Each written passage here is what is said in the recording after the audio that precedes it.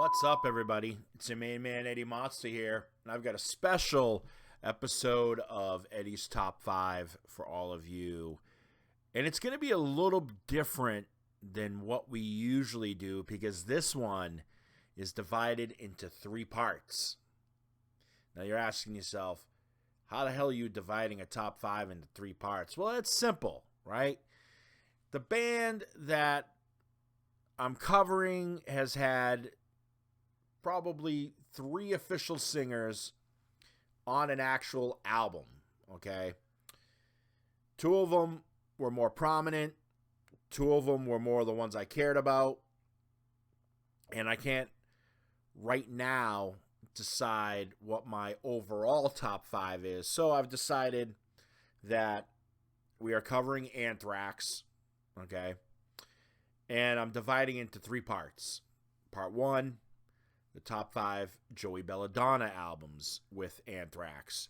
Part 2 will be the top 5 John Bush era of Anthrax. And then part 3, it will then be the top 5 Anthrax albums of all time. So I kind of wanted to give each person their flowers in a way and say, here, this is what I think. This is my top 5 of you. This is my top 5 of you. And then at the end, I'll try to figure it out. I should give myself 3 weeks to do this, so why not?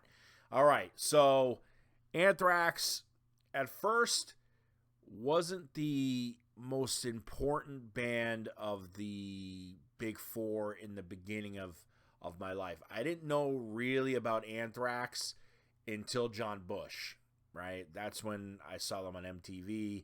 I think it was the music video for Only, and I became aware of them. Then seeing them do the track with Public Enemy, seeing that video later on was pretty cool.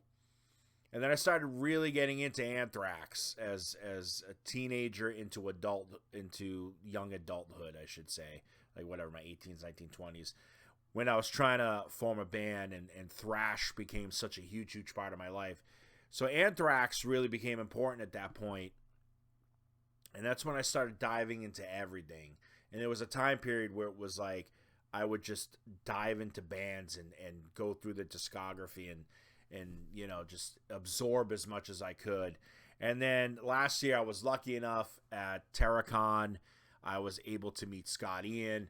Really super cool. I've been seeing the videos online. I'm not paying attention. Not going to talk about it. But I had a great experience with Scott Ian. All I'm going to say about that. So without further ado, Joey, to me, has this classic voice that kind of transcends thrash in a way, right? Like I know he does a Journey cover band kind of thing, I believe is one of his other projects he does.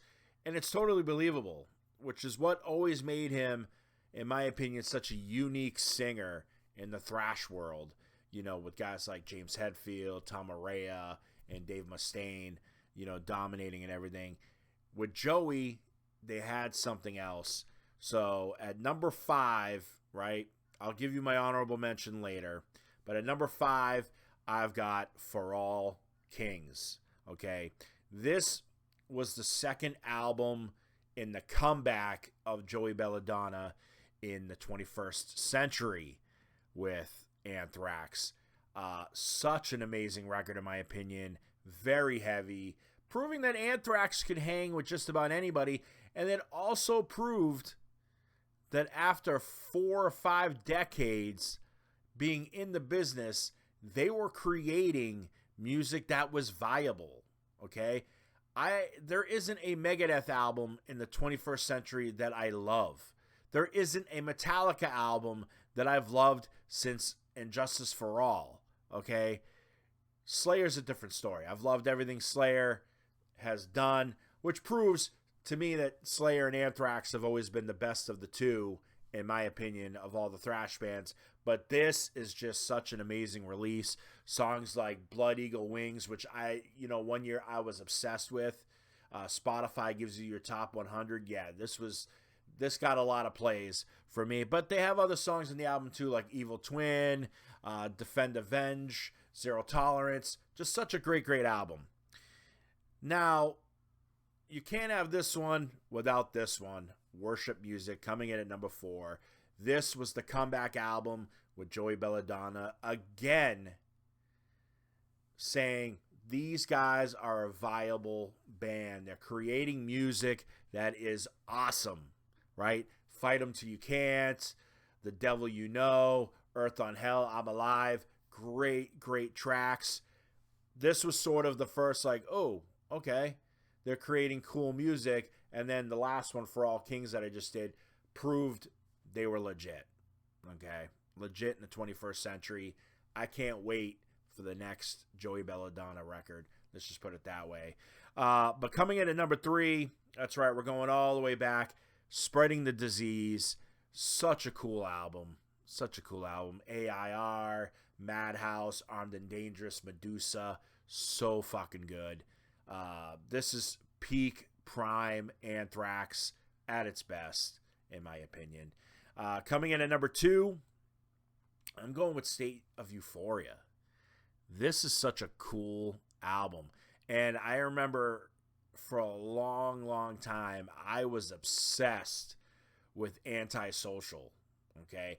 That was my track. As a kid, I was a very antisocial kind of character in school. It's true. You can ask my ex-best friends or whatever. You know, they'll tell you, like, he was very antisocial in high school and stuff like that. So this track, like, I don't know if I was, you know, what do they call it? Manifest destiny, where it's like you believe something and you do it. I don't know. I don't think it was. This just kind of fit me because I felt like an outsider, right? Even though I had a lot of friends, I did. I was cool with everybody. It didn't matter what group you were in. But I was just sometimes a little antisocial. I call it like alone time, where I can just relax, watch a movie, and, you know, stuff like that. But whatever, I guess I'm antisocial for doing that. Nonetheless, it's a great album, right? Be All, End All, Who Cares Wins, Schism, Now It's Dark. Love this album. Love the album cover too. Yeah, freaking State of Euphoria. And then I think this is undeniable. You can't deny that this is probably, I'm just going to call it out right now.